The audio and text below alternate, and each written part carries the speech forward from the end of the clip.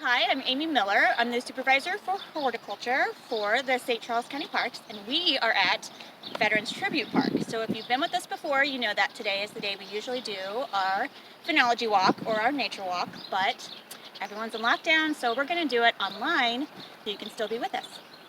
So this is Robby. He's one of our horticulturists, and he's going to start us off with honeysuckle. So first thing we're going to talk about honeysuckle is it is an invasive plant, came from Japan, and it readily grows in our climate very well. So one of the things we want to do is we want to try to eradicate it. And now is a very good time to do it because as you can see it's leafing out. It leaves out before most other plants do, so it helps it to be recognizable.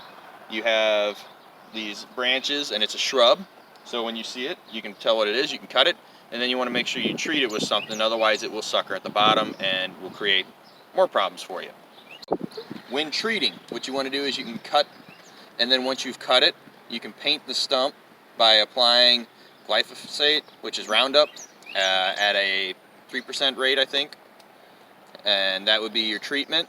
Or you can use something like Tordon if you would prefer, that's pre-made that you can buy at a hardware store. Apple, and it is native to the state. It's called what we call a spring ephemeral. These are a group of plants that pop up in March and April, and they're harbingers of spring. So they're one of the first things you're going to see. And these will actually have a fruit that starts to form. You have to have a plant that has two leaves, not just one leaf. So like this guy will not have a fruit, but this guy will because there's two leaves. So it takes 2 years for them to form that fruit, and that will get really big. You can't eat them until they are yellow and soft. If they're green and hard, they're actually poisonous, and you don't want to try to eat them. And I wanted to point it out because that big clump wasn't here last year when this was full of honeysuckle and a bunch of undergrowth. So when they came through and cut all of that out, it allows natives like this to take over that space. So these will just grow and sort of colonize. So every year the clump will get larger and larger. So it's a great thing to take out your invasives so that your natives have room to grow. The walk last month, when we were still having these in person, we had to skip over this because there was actually a burn going on. What we want to show you here is a honey locust, and in particular we want to show you some of the features that are very interesting. This one actually grows thorns, and they call it a true thorn too, versus a spur, which some plants will grow, because there's a vascular system in this, and these thorns literally grow from the tree, and they will always grow in, like, from the trunk, from the branches. This tree just grows thorns. Your spurs will be protrusions on branches, and it'll actually kind of grow out past them at some point. So this is just a really cool tree to show off all the thorn features, and that's what we're looking at. Hi, I'm Shelby Miller. I am the new horticulture specialist here at Veterans Tribute Park, and I wanted to point out this American Beautyberry shrub right here. This is a shrub that's got kind of a neat property in the oils of its leaves. Not very many leaves right now, but there will be soon. And if you brush your hand along the leaves, the oil that you'll get from that you can rub on your skin, and it's a mosquito repellent. Here's another feature we thought we would just point out. We have some wild violets that are growing up, which is nice because it gives you early spring color.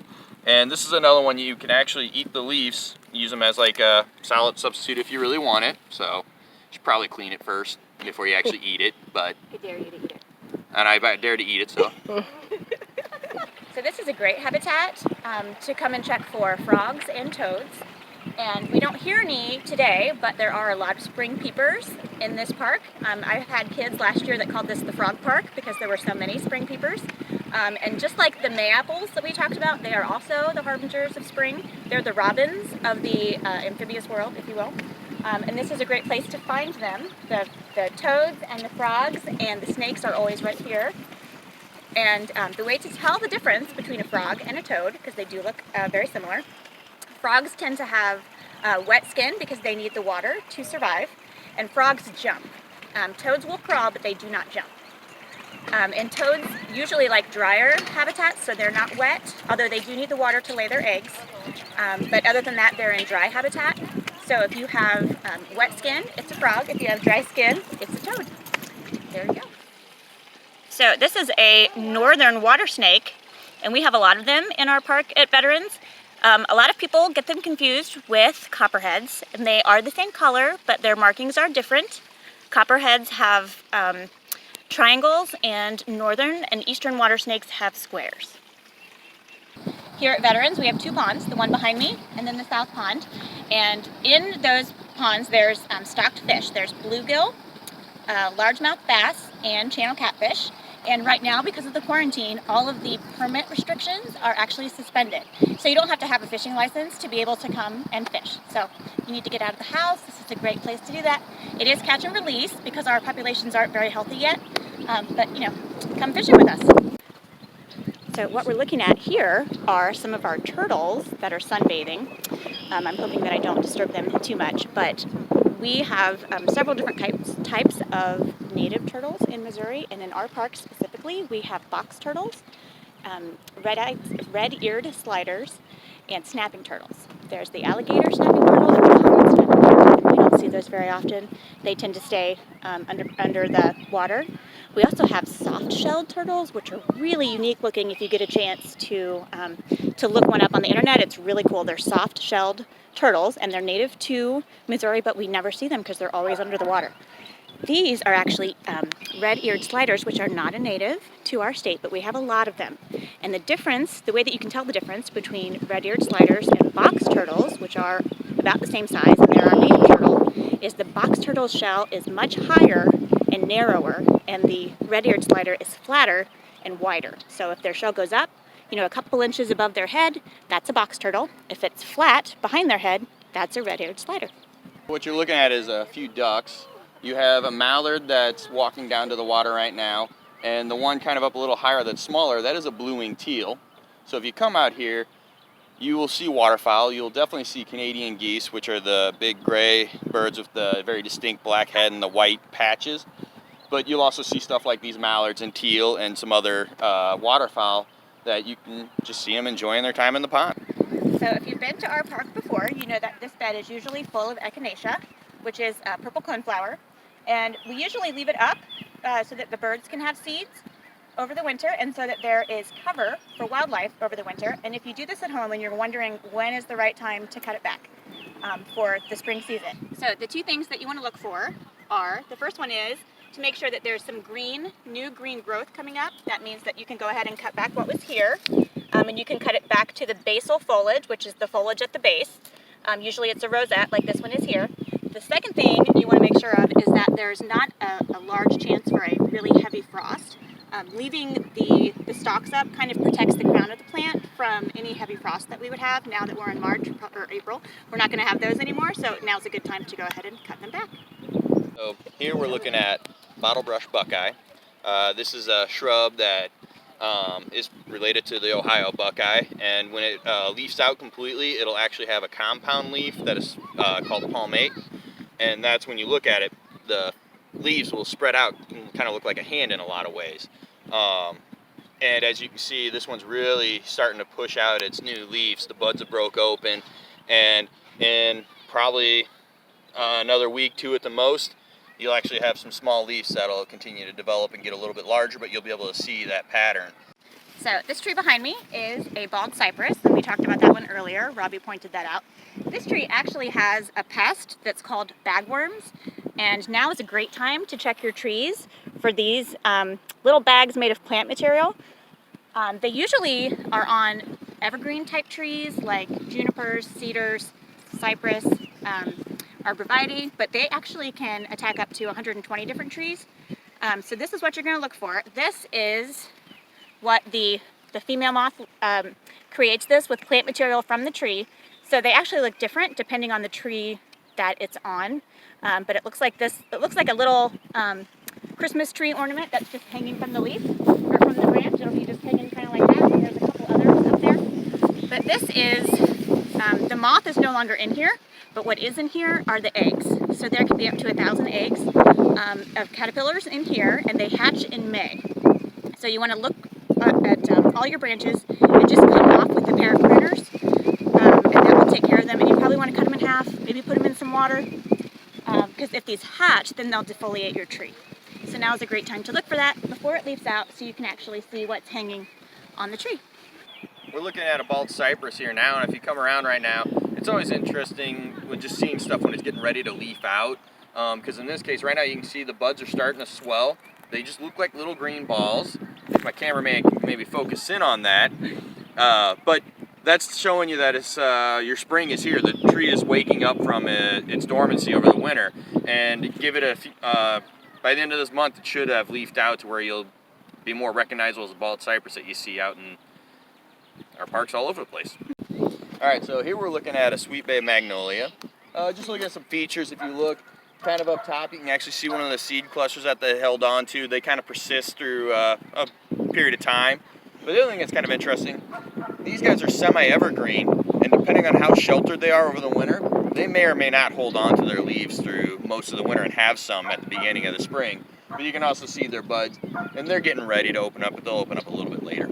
This we call is a tulip tree, and what I like about it is you can see it's starting to open up, but its buds are very distinct, and they look a little bit like a duckbill. And you can start seeing these guys that are peeling back because it's becoming a new leaf that's going to come out. So we're going to look at a couple trees here and just kind of talk about, they're both oaks.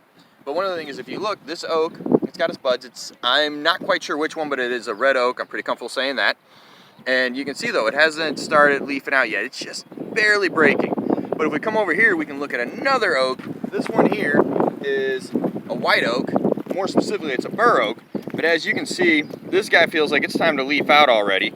So just kind of showing the difference, like even when the trees are closely related, like different oaks, they still have different times that they feel that the conditions are right to then leaf out and get ready for spring and start doing their thing.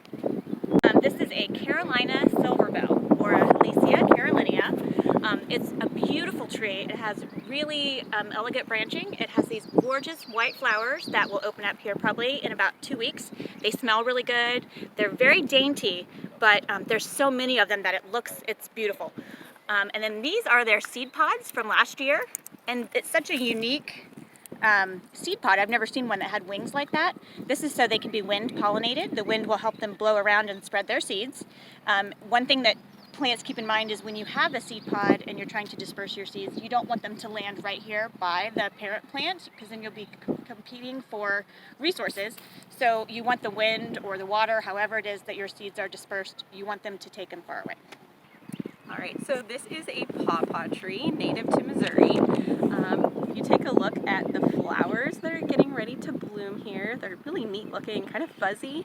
These are going to bloom and turn a maroon color.